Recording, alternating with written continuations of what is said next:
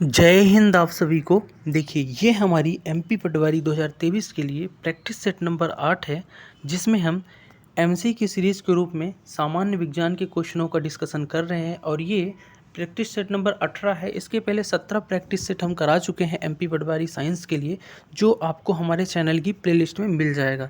तो आज के प्रैक्टिस सेट में हम उन क्वेश्चनों को देखने वाले हैं जो पटवारी के प्रीवियस ईयर एग्जाम में पूछे गए हैं या इस बार आने की मोस्ट एक्सपेक्टेड क्वेश्चंस हैं। तो वीडियो को शुरू से लेकर अंत तक देखना है और लास्ट में कमेंट करके ये बताना है कि इनमें से कितने क्वेश्चन आपसे बन रहे थे। पहले क्वेश्चन से शुरू करेंगे। पहला क्वेश्चन है, जीन उपस्थित होते हैं, यानी जीन उपस्थित कहाँ होते हैं ये पूछा है। तो याद रखिएगा, जीन जो है गुणसूत्र में उपस्थित होते हैं। किस में उपस्थित होते हैं? गुणसूत्र में। और जो गुणसूत्र है, मनुष्य में 23 जोड़ी यानी टोटल 46 गुणसूत्र पाए जाते हैं। ठीक है। बात करो तो लिंग निर्धारण पुरुष के गुणसूत्र से निर्धारण होता है लिंग का, यानी बाई वाले गुणसूत्र, क्योंकि मादा में XX और XY मेल पाया जाता है। तो इस हिसाब से मेल में XY और XX पाया जाता है आपका किस में? फीमेल में। तो ये चीज़ें आपको ध्यान रखना है, क्वेश्चंस पूछता है। अगला क्वेश्चन की तरफ बढ़ेंगे कि एक सतह के दूसरी सतह पर फिसलने के बीच मौजूद घर्षण को क्या कहा जाता है। पहले तो आप घर्षण जान लीजिए। घर्षण क्या होता है? कोई दो सतहें जब आपस में टकराती हैं, चाहे कुछ भी हो, जैसे आप गाड़ी चला रहे हैं, पैदल चल रहे हैं, तो जो सतहें आपस में टकराएंगी और उनका जो बल एक लगेगा जो आपकी गति का अपोज करे, यानी कि विरोध करे आपकी गति का, और आपकी गति धीमा कर दे, वो तो घर्षण है। ठीक है। तो क्वेश्चन क्या था कि एक सतह के दूसरी सतह पर फिसलने के बीच घर्षण को क्या कहा जाता है। तो एक सतह जब दूसरी सतह पर फिसलेगी ना, तो उसे बोलेंगे गतिक घर्षण। क्या बोलेंगे? गतिक, क्योंकि गति से रहता है, उसमें गति रहती है। ठीक। अगला क्वेश्चन देखेंगे कि पादपों की ग्लानि के कारण क्या है। तो यानी पौधों की ग्लानि का कारण क्या है। तो इनके गलने का अधिक कारण है कि अधिक बाष्पोत्सर्जन। बाष्पोत्सर्जन क्या है कि बाष्पोत्सर्जन वो क्रिया है जिससे पानी जो है ना, भाप बनकर क्या होता है, ऊपर उड़ जाता है। ठीक है। बाष्प में बदल जाता है ना, जल। अगला क्वेश्चन है कि दूरी होती है सदैव। तो दूरी याद रखिएगा, सदैव, पहली बात तो दूरी सदैव धनात्मक होती है। क्या होती है? धनात्मक होती है, ऋणात्मक दूरी नहीं होगी। ठीक है। दूसरी बात, अगर इस ऑप्शन के हिसाब से बात करें तो दूरी जो है सदैव वस्तु द्वारा तय किए गए दो बिंदुओं के मध्य पथ की लंबाई होती है। क्या होती है? वस्तु द्वारा तय किए गए दो बिंदुओं के पथ की लंबाई होती है। ठीक है। ऑप्शन नंबर 4 इसका राइट आंसर हो जाएगा। पांचवें क्वेश्चन की तरफ बढ़ेंगे कि मेढक के अल्वयस्क को क्या कहते हैं, पूछा है। तो जो मेढक होता है ना, मेढक का जो अल्वयस्क यानी बच्चे को क्या बोलते हैं? तो टैडपोल बोला जाता है। क्या बोला जाता है? टैडपोल। तो मेढक का अल्वयस्क क्या होगा? टैडपोल इसका राइट आंसर होगा। छठवां क्वेश्चन देखेंगे कि निम्न में से पोषण का कौन सा भाग नहीं है, इसमें से बताना है। तो इनमें से जो पोषण का भाग नहीं है वो आपका प्रजनन। प्रजनन कोई भी पोषण का भाग नहीं है। इसके अलावा आपका उत्सर्जन, अवशोषण, पाचन, ये सब पोषण के ही भाग हैं। ठीक है। तो प्रजनन इसका राइट आंसर होगा। अगला देखेंगे कि निम्न में से कौन सी दाब की इकाई नहीं है। तो इसमें से जो आपका न्यूटन हो जाएगा, ये दाब की इकाई नहीं है। बाकी वार, पास्कल और ये दाब की इकाई है। ठीक है। दाब क्या होता है?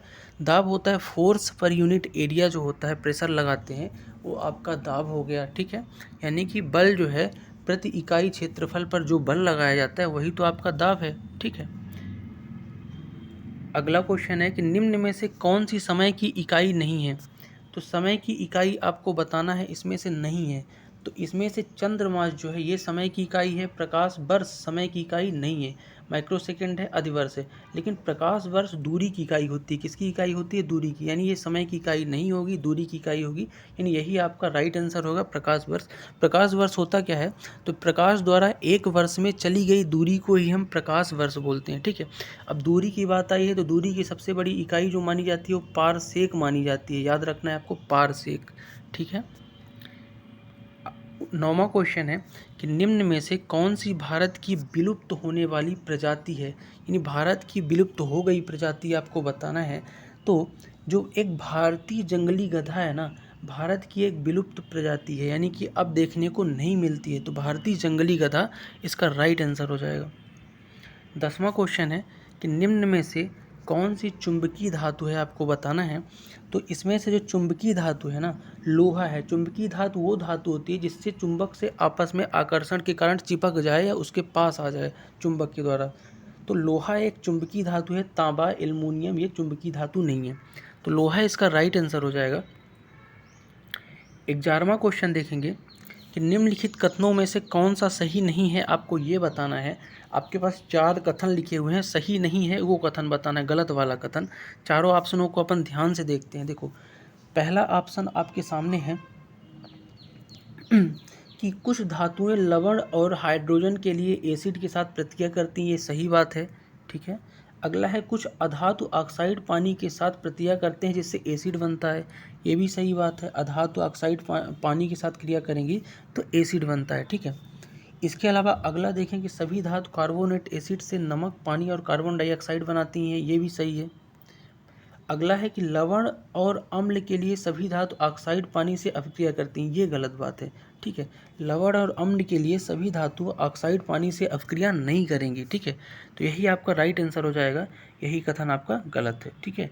अगला क्वेश्चन देखेंगे कि निम्न में से कौन सी परिघटना प्रकाश के सरल रेखी संचरण के कारण होती है।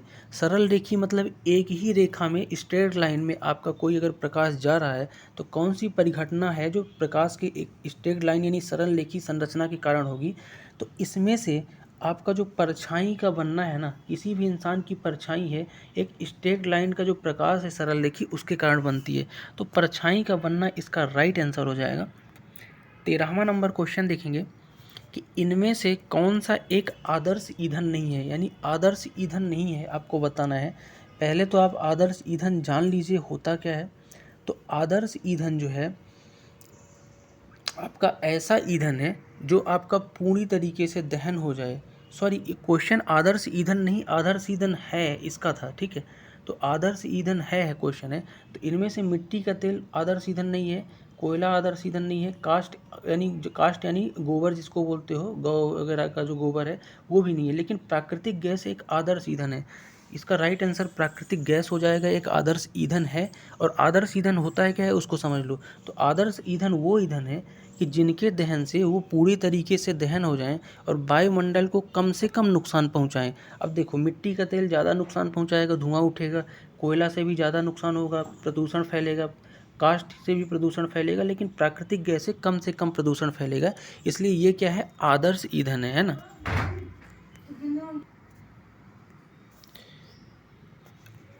अगला क्वेश्चन है कि नीचे दिए गए वक्तव्यों में कौन सा सही, यानी नीचे दिए गए जो वक्तव्य हैं इसमें से सही आपको बताना है।